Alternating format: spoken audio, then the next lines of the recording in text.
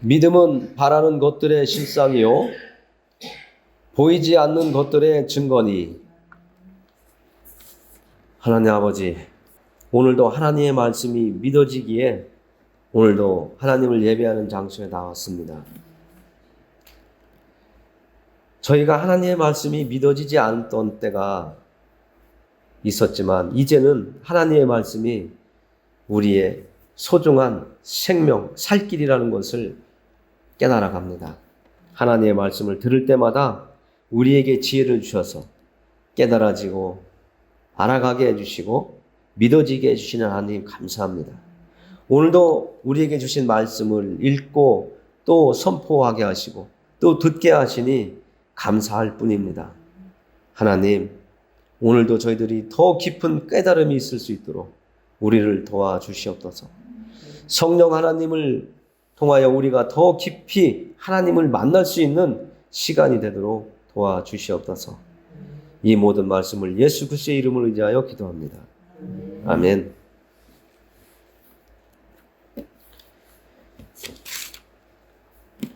오늘 말씀 첫 절에 보면 예수님께서 그 후에 예수께서 디베라의 갈릴리 바다 건너편으로 가셨다고 이렇게 이야기 나옵니다. 그래서 그 후에 그러면 이 전에 무슨 일들이 있었을까 우리는 궁금하잖아요. 그래서 성경에 보면 예수님께서 표적을 이렇게 세상 사람들 앞에서 드러나게 해주신 사건이 크게 그냥 두 가지가 있습니다.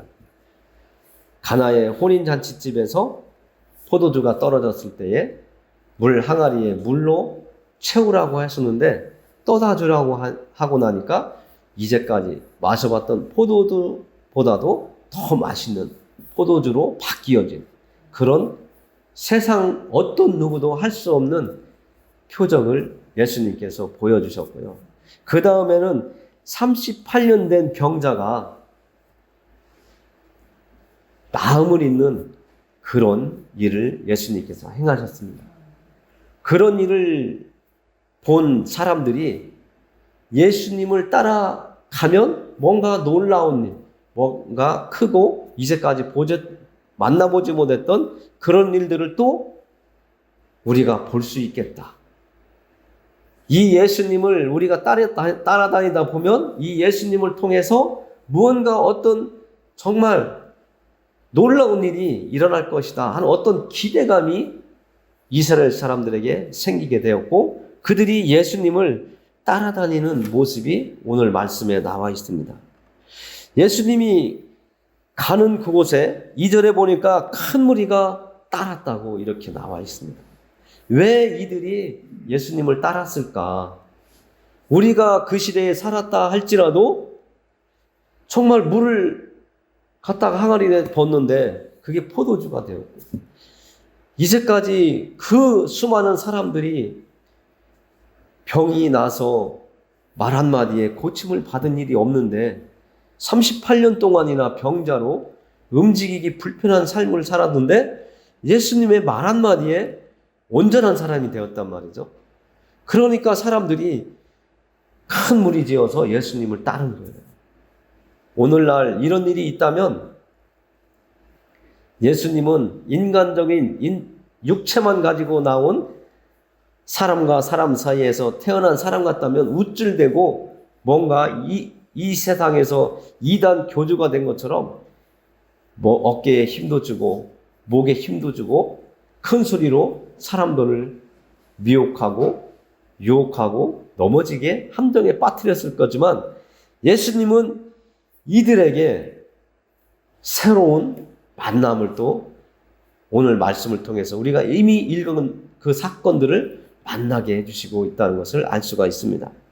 이 큰 무리가 예수님을 따른 것은 표적을 보았음이라고 성경도 분명하게 이야기하고 있습니다.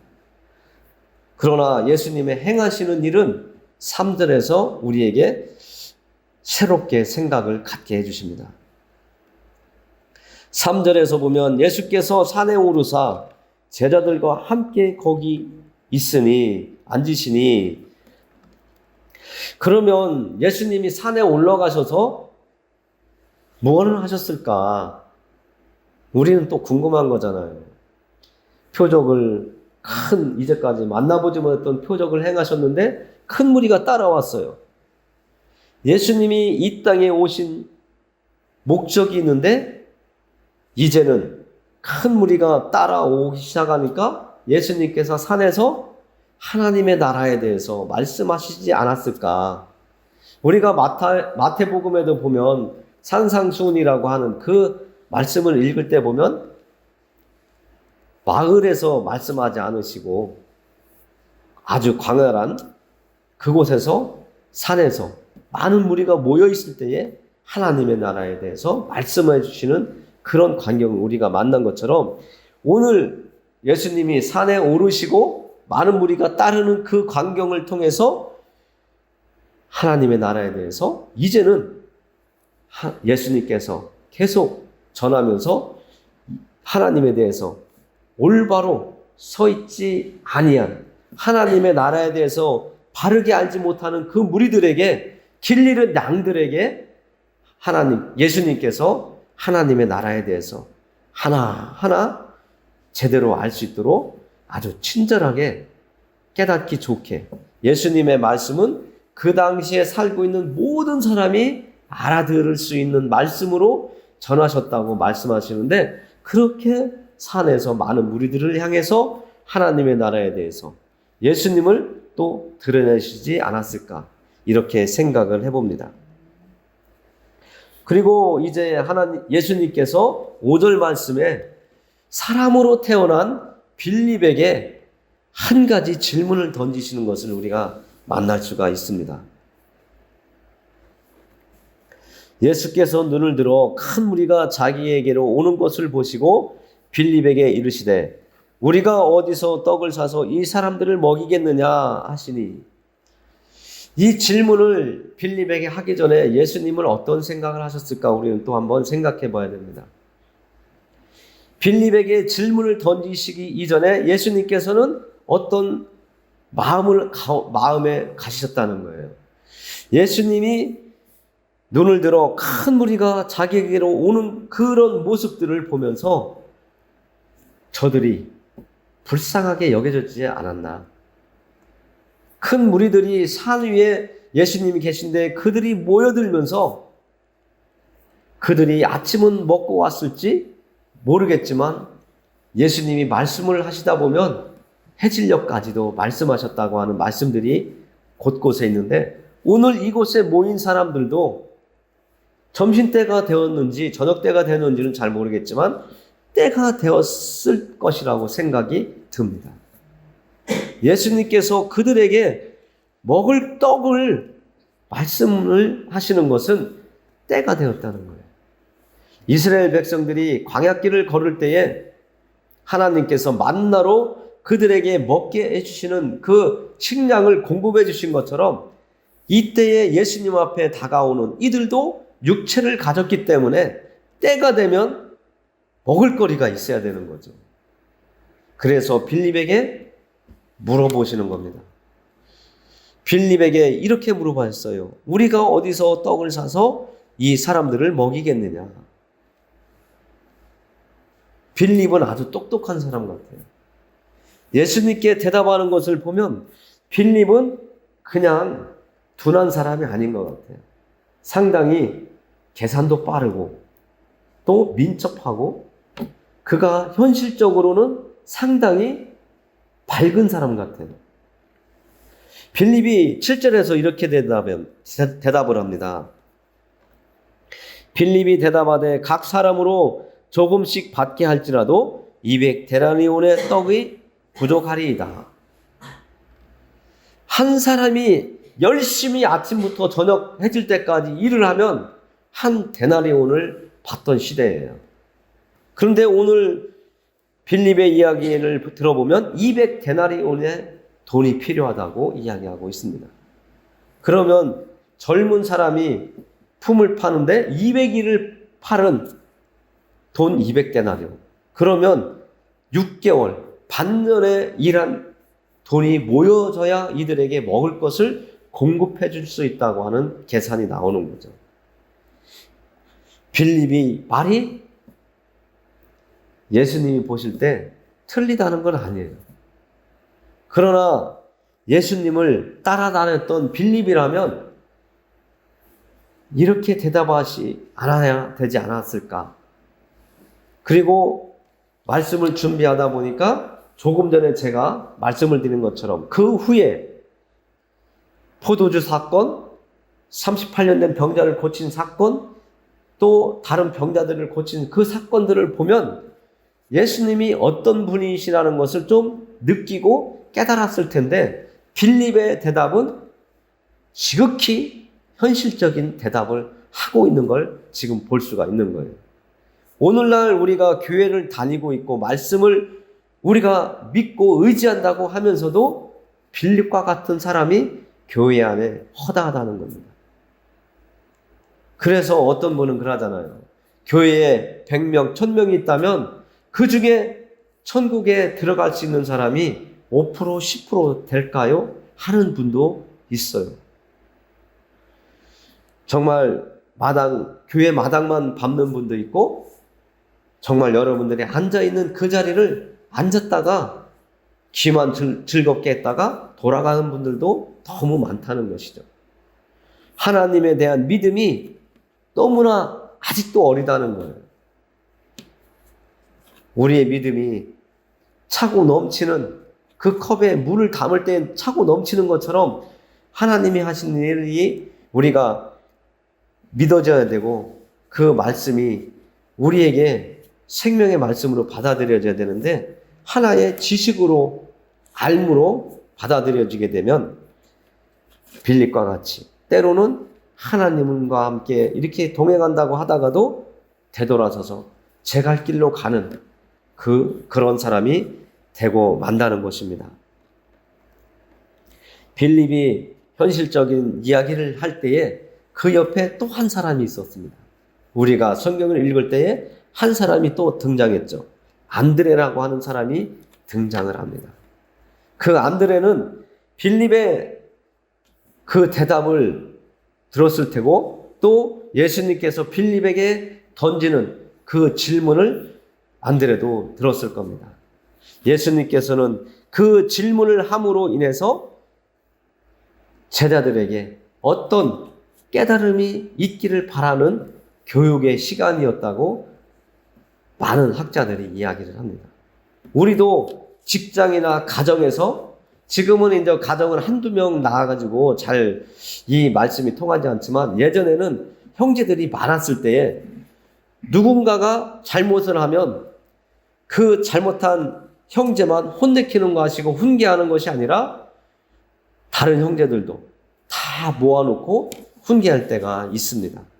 때로는 그 잘못한 사람만 훈계도 하겠지만 대부분 예전에 우리의 부모님들은 한 사람이 잘못하면 다른 사람도 너희도 다 이리 와 하고 교육을 할 때가 있어요.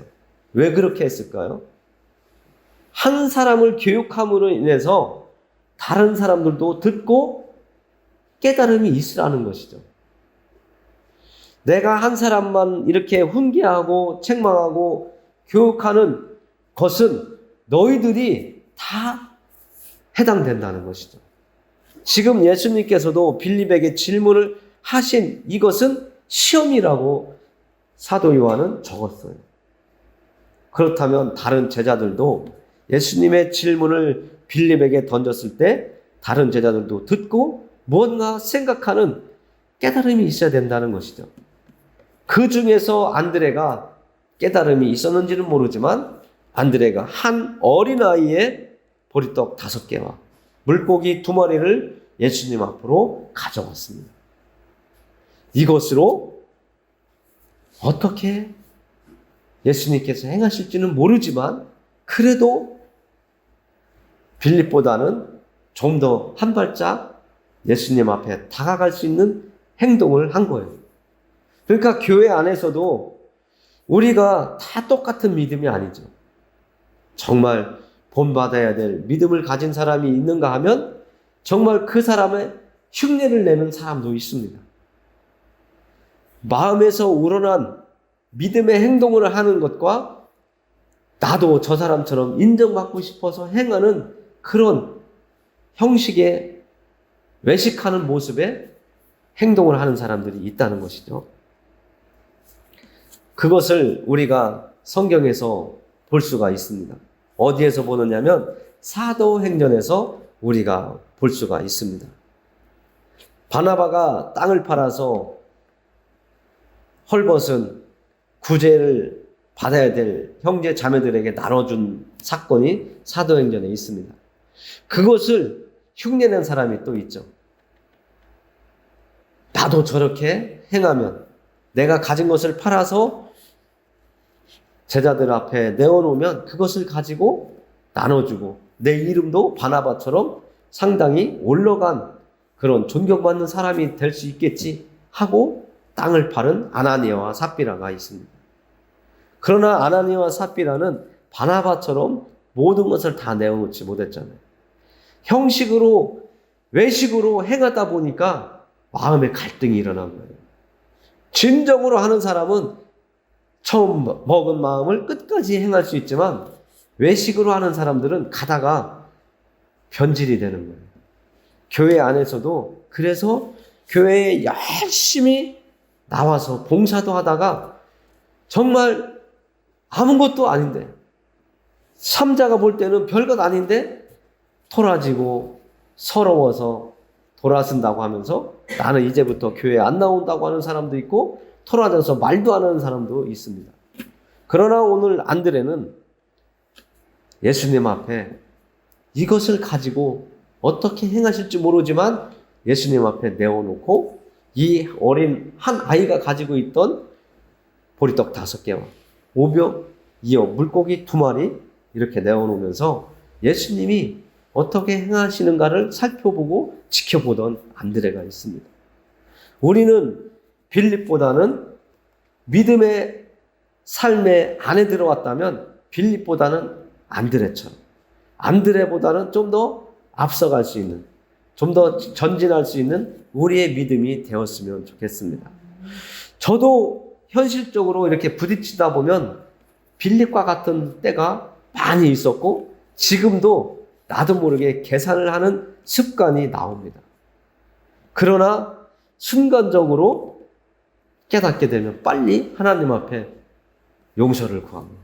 또 세상 사람들과 똑같은 방법으로 현실적인 생각을 했고 결단을 내렸고 그렇게 행하려고 했던 또 행하던 나의 모습을 하나님 앞에 내어놓고 하나님 앞에 용서를 구하면 그렇게 마음이 편할 수가 없어요.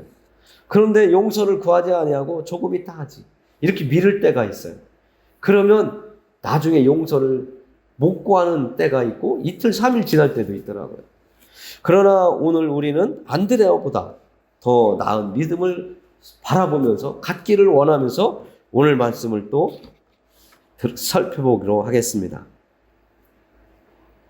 예수께서 10절에 보면 예수님께서 이렇게 이야기하십니다. 그 보리떡 5개와 물고기 2마리를 예수께 드렸더니 예수님께서 이런 말씀을 하세요. 이 사람들로 앉게 하라고 하십니다. 이 말씀을 하신다는 것은 예수님께서 빌립에게 질문했던 그 말씀에 답이 실행될 수 있다는 것을 우리가 느낄 수가 있습니다. 예수님께서 제자들에게 말을 안 했지만 이 사람들을 앉게 하라고 할 때에는 지금 안드레가 예수님께 올려드렸던 이 5병 이어를 가지고 이들에게 양식을 공급해 주시려고 한다는 것을 느낄 수가 있는 것입니다. 왜 그런 생각을 할 수 있느냐면 예수님이 오늘 사건이 일어나기 이전에 행했던 일들을 보면 무언가 행하실 것이라고 하는 것을 생각할 수 있기 때문에. 우리도 그렇잖아요. 우리 자녀에게 아니면 우리가 부모 밑에서 있을 때에 내가 원하는 것을 구했을 때에 우리 부모님이 들어주시고 계속 들어주셨어요. 때로는 이건 좀 시간 좀 갖자 하는 것도 있었지만 대부분 요구하면 들어주셨단 말이에요. 그런 것처럼 예수님께서 이 사건 이전에 많은 일들을 무리들 앞에서 행했던 모습들을 제자들이 생각한다면 예수님께서 이 많은 사람들에게 앉게 하라고 했을 때는 그들에게 양식을 공급해 줄 것이라고 하는 것이 마음에 와 닿았다고 우리는 느끼는 거예요. 그래서 제자들은 예수님께 질문하지 않아요. 그냥 그 많은 사람들, 무리들에게 그 들판에 앉으라고 이야기를 합니다. 그때에 앉은 사람들이 몇 명이에요? 5,000명쯤 된다고 합니다. 그러면 이 시대에 이스라엘 사람들이 숫자를 세는 숫자는 남자, 젊은이들만 세는 거예요. 그러면 그 중에 여자와 아이들, 노년이 또 있을 거예요. 그들까지 합한다면 5,000명 이상이 된다는 거잖아요. 그들에게 먹을 것을 공급해 준다는 거예요. 빌립의 말처럼 200데나리온이나 되는 그 돈을 가져야 저들에게 먹일 수 있는 식량을 구할 텐데 그런 것은 이제 생각할 겨를도 없이 앉게 하라고 하니까 제자들이 다 함께 했어요.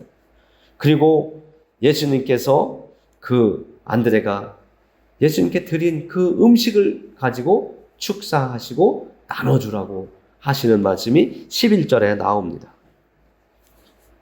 예수님께서 그들에게 그냥 주라고 하는 것이 아니라 예수님께서 기도하시고 그들에게 떡을 나눠주라고 하는 거예요.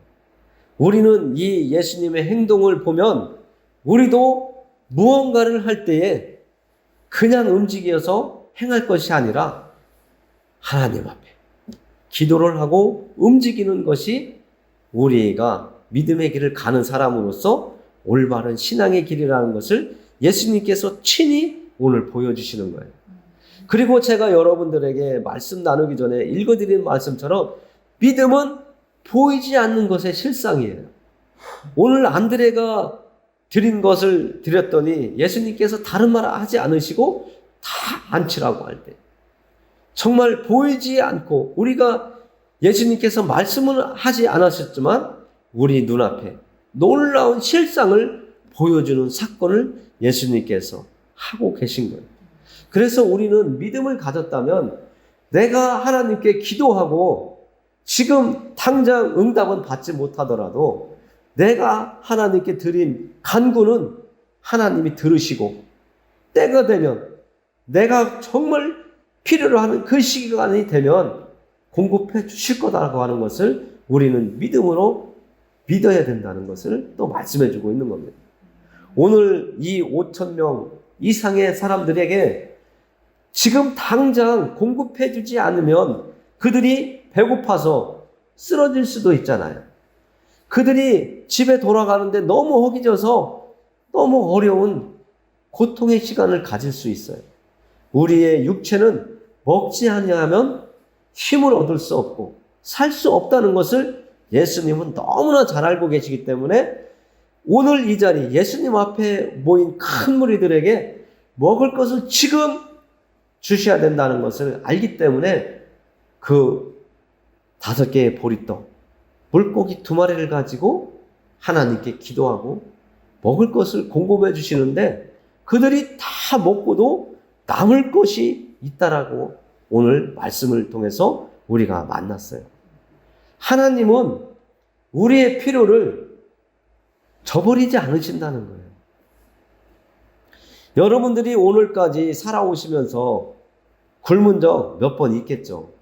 그러나 여러분들이 오늘날까지 살아오시면서 굶어서 죽지 않았어요. 그리고 필요한 돈도 있었지만 때로는 정말 너무나 없어서 힘들고 괴로운 시간이 있었지만 돈이 없어서 여러분들의 인생이 패망하지 않았단 말이에요. 망하지 않았단 말이에요. 하나님은 우리의 필요를 채워주세요. 우리의 필요보다 많이 주실 때도 있지만 또 미리 주실 때도 있지만 딱 닥쳐서 주실 때도 있지만 조금 늦게도 주실 때도 있다는 것을 아셔야 됩니다. 오늘 여러분들이 오늘 이 자리에 나오셔서 오늘 저와 함께 하나님의 말씀을 선포하고 듣고 하지만 오늘 여러분들이 이 자리에 저와 함께 예배드린다고 하는 것 알지 못했어요. 오늘 이 자리에 함께한 것도 하나님의 뜻이 있는 거예요. 오늘 예수님의 앞에 나와서 이 많은 떡과 물고기를 배불리 먹을 수 있었던 것도 아무도 몰랐던 거예요. 그러나 하나님은 계획하고 계셨던 거고, 오늘 한 어린아이가 가지고 있던 그 보리떡 5개와 물고기 2마리를 가지고 예수님이 하나님의 아들이라는 것을 오늘 드러내고 있는 거예요. 많은 사람들이 그 잔치집에서 예수님에 대해서 알게 됐을 것이고, 38년 된 병자 또 많은 다른 사람들을 고치면서 예수님이 어떤 분이라는 것을 느끼고 알고 있었을 거예요. 소문을 들어서라도 예수님이라고 하는 이름을 알게 되었을 거예요. 그러나 오늘 자기들의 눈으로, 입으로 느낄 수 있는 것은 없었죠. 그냥 그런 사람이 있더라, 정말 그렇게 행하더라, 이건 느낄 수 있었지만 그들이 하나님의 아들이라고 하는 것을 그들은 인정하지 않으려고 했잖아요. 받아들이려고 안 했잖아요. 그래서 예수님이 오늘도 이 오병이어의 사건을 일으키시는 것은 내가 하나님의 보냄을 받은 메시아다라고 하는 것을 보여주기 위해서, 드러내기 위해서 행하시는 것이라는 거죠. 그러나 사람들은 먹고 배부르면 딴 생각을 하잖아요. 오늘도 그런 사건이 나오고 있습니다. 그러나 오늘 우리가 알 것은 그런 사람들의 생각이 아니라 예수님이 이런 일들을 성경 속에서 우리가 만날 수 있게 해주신 것은 예수님은 창조주이셨고, 또 예수님은 만물의 시작과 끝을 다 알고 계시고 참여하고 계시다는 것을 우리가 알아야 돼요. 그래서 요한계시록에도 예수님을 표현할 때 처음이요 마지막이라, 알파와 오메가라고 하는 말씀을 하고 계시잖아요. 우리 사람도 성경은 예수님께서 같이 만드셨다고 말씀하고 있잖아요. 창세기 말씀에 우리의 형상을 따라 사람을 만들자고 할 때에 예수님도 함께 계셨다라고 성경은 말씀해주고 있기 때문에 예수님이 오늘 보여주시는 것, 또 오늘 역사해 주신 것, 이 모든 것은 우리를 너무나 잘 알고 계시기 때문에 우리의 필요를 채워주시면서 하나님이 구약성경에 보내주시마 했던 메시아이다라는 것을 이렇게 드러내는데도 사람들은 하나님의 아들로 인정하기 전에 자기들을 배불리 먹여주니까 우리의 임금으로 삼자고 하는 이런 생각으로 가는 거예요. 오늘날 우리는 예수님에 대해서 성경을 통해서 또 예배의 시간을 통해서 많이 만났고 들었어요. 그렇기 때문에 우리는 깨달음이 이 당시에 있던 사람들, 눈으로 보고 입으로 먹고 했어도 믿지 못했지만 우리는 성경을 통해서 예수님이 어떤 분이라는 것을 알아가기 시작했잖아요. 그 예수님을 우리가 붙잡아야 되고 또 믿어야 되고 끝까지 놓지 말아야 될 분이라는 것을 계속 하나님의 말씀을 들음으로 알아가는 겁니다. 오늘날도 많은 사람들이 말씀을 들어도 믿지 못해요. 눈으로 보고 입으로 먹은 이 당시의 사람들도 똑같아요. 나한테 유익이 되면 졸졸졸 따라다니는 큰 무리가 되고, 나에게 유익이 되지 않으면 오늘날 교회에 오면 사업도 잘 되고 자식도 잘 되고 아프지도 않고 병도 낫는다고 해서 왔더니 그렇지 않더라 하고 돌아가는 사람들이 있잖아요. 그리고 교회에 와서 기도했더니 이런 병이 있었는데 하나님께서 들어주셔서 고쳤어요. 이런 간증을 들었는데도 내가 그 해당자가 안 되면 교회를 떠나는 분들이 많이 있습니다. 그러나 오늘 이곳에 있는 우리들은 예수님의 행하심을 알고 있기에 우리는 끝까지 믿음을 가지시고요. 또 오늘 14절 말씀에 보면 예수님이 오병이어의 사건을 통해서 5,000명이 넘는 그 많은 무리들을 배불리 먹이시고 배가 탱탱하도록 먹여줬더니 그들이 하는 말이 나옵니다. 그 사람들이 예수께서 행하신 이 표적을 보고 말하되 이는 참으로 세상에 오실 그 선지자라 하더라. 이 말씀이 중요한 거예요. 지금 이 당시에는, 이 현장에서는 그 무리들이 예수님을 메시아로 인정하고 있는 거예요. 선지자로 인정하고 있는 거거든요. 그럼 우리가 예수님에 대해서 한번 또 살펴볼 이야기가 있습니다. 예수님이 죽으실 때에 제명이 뭐였죠? 예수님이 십자가에 못 박혀 죽으실 때에 빌라도가 죄명을 써놓았는데 유대인의 왕이라고 죄명을 붙였습니다. 또 우리가 알 수 있는 것은 예수님께서 병자들이 찾아오고 그 당시에 죄인이라고 하는 사람들이 예수님 앞에 왔을 때에 예수님께서 말씀하시기를 너는 죄 사함을 받았다 말씀하세요. 예수님이 죄 사하는 권세가 있다는 것도 보여주시잖아요. 그러면 구약시대에 우리가 죄를 사해줄 수 있는 권한은 누가 가졌습니까? 제사장이잖아요. 아무나 죄사함을 너의 죄를 용서한다 하지 않았어요. 하나님께서 제사장들에게 죄를 사할 수 있는 제사를 드려서 그 사람이 죄 지은 것을 용서받게 해주셨는데 예수님이 그 권한을 가졌다는 거예요. 그럼 왕, 제사장 두 가지를 가진 거죠. 그리고 또 하나 오늘 이 무리들이 예수님을 향해서 말한 것처럼 선지자라고 하는 그런 소리를 예수님이 들으셨잖아요. 그러면은 예수님은 왕이시고 제사장이고 선지자라는 거거든요. 이것을 성경으로 이렇게 조직적으로 이야기할 때 예수님은 세 가지의 직분이 있다는 것을 말씀해 주는 거예요. 이것을 이제 깨닫기가 이제 믿어지기가 어렵지만 우리는 말씀을 알아가면 알수록 지금 제가 여러분들에게 드린 말씀 유대인의 왕으로 오신 예수님이시고 죄 사함을 받게 하는 제사장의 직분을 가진 분으로 오신 것이 예수님이고 또 하나님의 뜻을 사람들에게 전하기 위해서 하나님의 뜻을 받아서 오신 분이 예수님이라는 것을 우리가 믿어야 되는 거예요. 이것이 믿어져야 온전한 그리스도인으로 예수님의 제자로 살아가게 될 수 있는 겁니다. 오늘 예수님을 통해서 우리가 이것을 알기를 바랍니다. 오늘 예수님께서 말씀을 준비하는데요.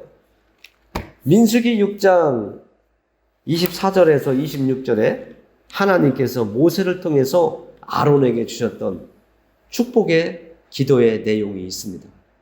이 말씀을 여러분들에게 주시라고 하는 마음을 주셔서 제가 이제 말씀을 마무리하면서 기도로 여러분들에게 나누도록 하겠습니다. 기도합니다. 여호와는 네게 복을 주시고 너를 지키시기를 원하며 여호와는 그의 얼굴을 네게 비추사 은혜 베푸시기를 원하며 여호와는 그의 얼굴을 네게로 향하여 드사 평강 주시기를 원하노라 할지니라 하라. 하나님 감사합니다. 하나님께서 이스라엘 백성들에게 말로 선포하라고 한 축복의 기도를 축복하게 하시니 감사합니다. 하나님께서 사랑하시는 하나님의 백성들에게 복을 주시되 그 복이 하나님이 지켜주시고 하나님의 얼굴을 비춰주시는데 하나님의 은혜, 영적인 은혜, 또 우리의 육적인 은혜를 주신다고 약속하셨습니다. 그리고 우리에게 하나님의 얼굴을 향하여 주셔서 우리에게 이 땅을 살아가기에 부정함이 없는 평강으로 우리에게 임하는 복이 있기를 또 축복하라고 하셨습니다. 하나님의 말씀대로 오늘 이 자리에 함께 예배드린 한 영혼 한 영혼마다 그리고 그들의 가족들에게 그들의 자녀들에게 있기를 원합니다. 그리고 오늘 함께 드린 사람들을 통하여 주변의 사람들에게까지도 하나님의 축복이 전달될 수 있는 역사가 일어나기를 원합니다. 이 모든 말씀을 우리를 죄에서 건져주시고 우리를 늘 복되게 해주시는 예수 그리스도의 이름을 의지하여 기도합니다. 아멘.